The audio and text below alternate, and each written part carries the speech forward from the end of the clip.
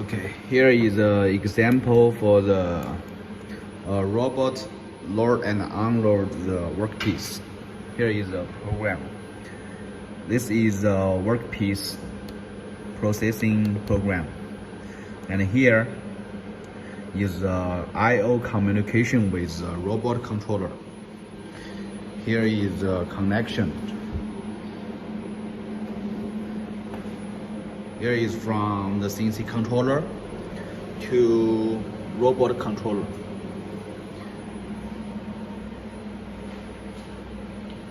And here is example.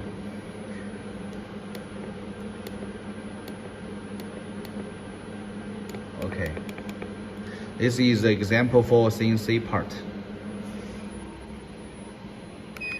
Here is the example for robot part. Okay, then exit, start. Okay, now he is waiting. So here, let's start. Now, here, for example, is a spindle. Now, it's still working.